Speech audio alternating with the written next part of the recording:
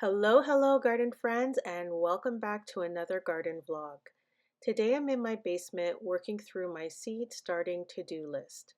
I've just finished sweeping and now I'm washing all of my dirty containers that I've had sitting around since the fall.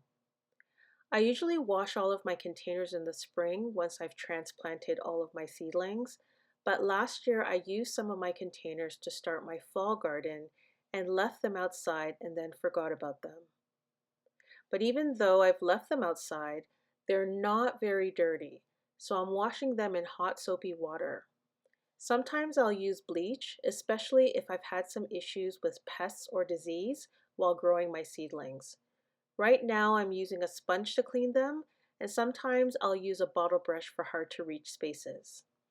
I'm really trying to be better about taking care of my containers in 2025.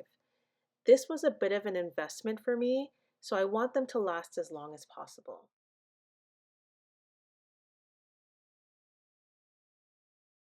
So this week I'll be starting my seeds for my 2025 garden. I'm a bit behind schedule, but it's okay, I still have some time to get back on track. By this time, I would have already started my onions, celery, and even eucalyptus.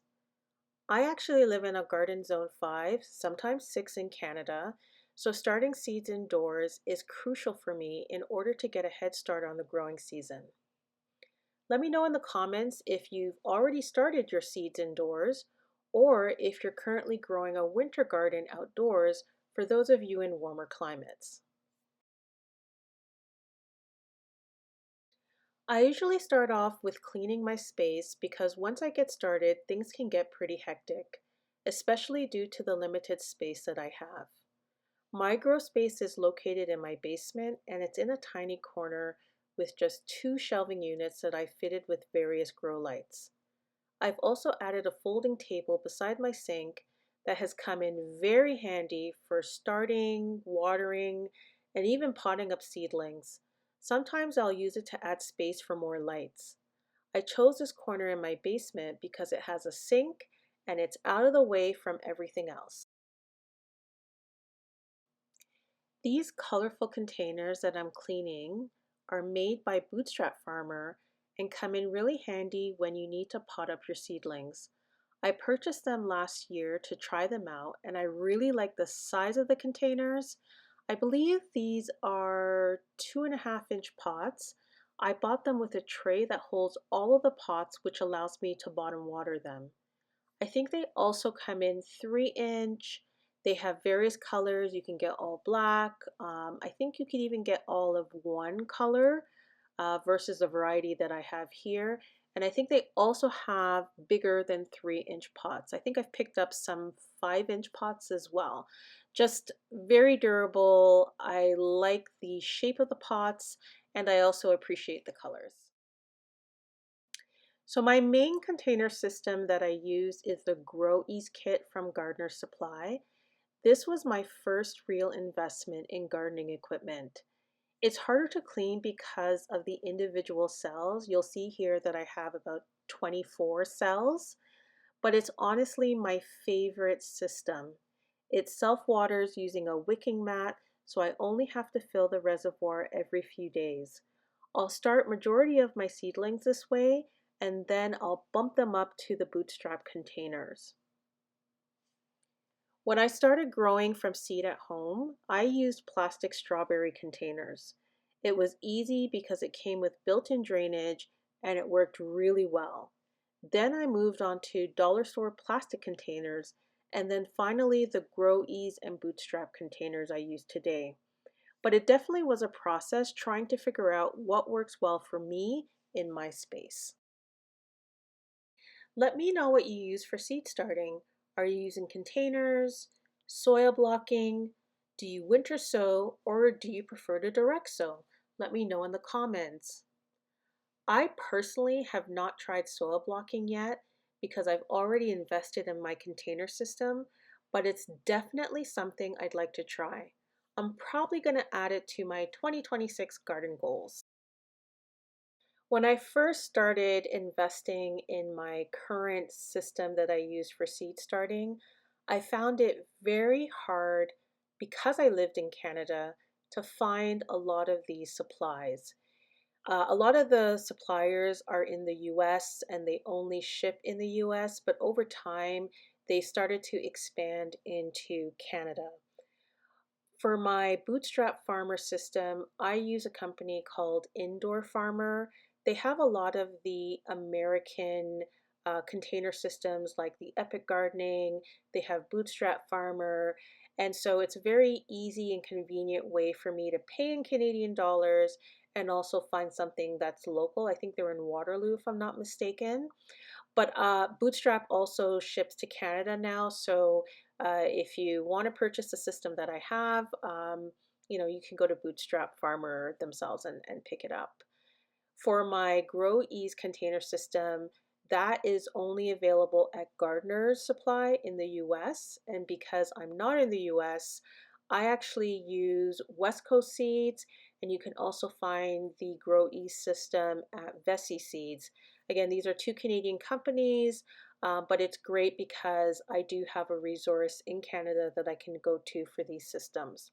The only issue that I have is the wicking mat, which Gardner sells a replacement wicking mat, which can go pretty quickly.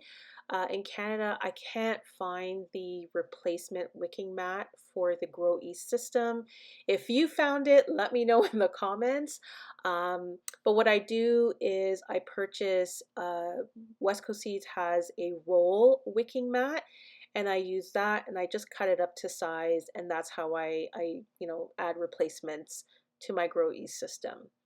But other than that, I use Amazon. Amazon, I have found, also is a great resource if you want to buy some quality seed starting supplies. I'll leave some links in the comments so you can check out where I shop to find some of these products. Okay, now that we're finally done, it's time to review the checklist. So I've swept my grow space and I've washed the containers. It's time to buy seed starting mix. Hey guys, so I'm currently at Rona, previously Lowe's. I'm a huge Lowe's fan, but in Canada they got rid of Lowe's, and so now we're Rona. I'm here to pick up some garden supplies like some seed starting mix, and also just to check what else is out there for new gardening tools for 2025. I've been doing kind of like a reset for my seed starting space, so cleaning my space where I start my seeds, cleaning out my containers, and now I'm on a supply run just to pick up some seed starting supplies.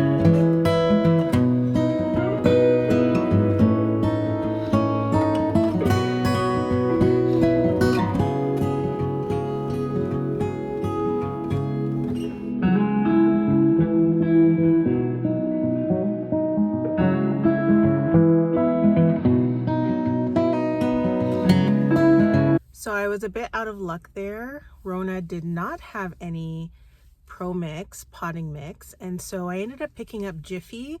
Jiffy's kind of like my second go-to. I don't mind it. I never have any issues with fungus gnats with Jiffy. I do have fungus gnat issues with Pro Mix, but I just love the mix so much. But either way, I picked up 2 bags of Jiffy. That's going to do for now. And then when I can head to Home Depot or my local garden center, I'll definitely pick up the seed starting Pro Mix bags. I definitely know my garden center has it, so I'll probably stop off there to pick up the rest. I think it's time to review that checklist again. I think we're done with the list. We've bought our seed starting mix. But wait, I forgot to check my seed starting supplies. Okay, that's being added to the list, and then let's check our seed starting supplies.